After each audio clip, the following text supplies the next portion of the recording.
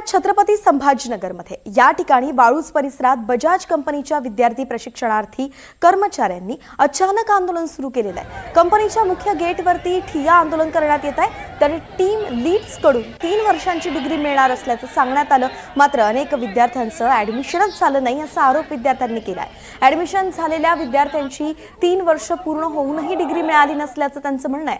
कंवा आणि शिकाच्या नावाखाली विद्यार्थ्यांकडून कामगार म्हणून काम करून घेतलं जातं, मात्र त्यांना मिळणारा पगार हा स्टायपेंड म्हणून दिला जात असल्याचा दावा करण्यात आलाय। त्याचबरोबर पगार वाढ आणि कायमस्वरूपी नोकरीची मागणी कर्मचाऱ्यांनी केली आहे।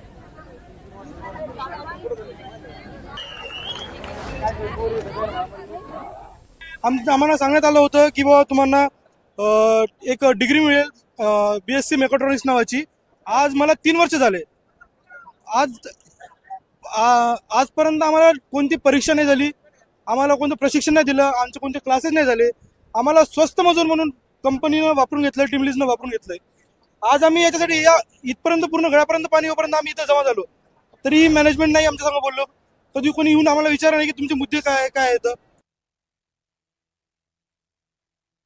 आम्हाला कन्फर्म झालं पाहिजे, जॉब परमनंट भेटला पाहिजे आणि आम्हाला डिग्रीचं सर्टिफिकेट बी पाहिजे, कारण 3 वर्ष आमची त्यांनी फसवणूक केलेली आहे 3 वर्षापासून।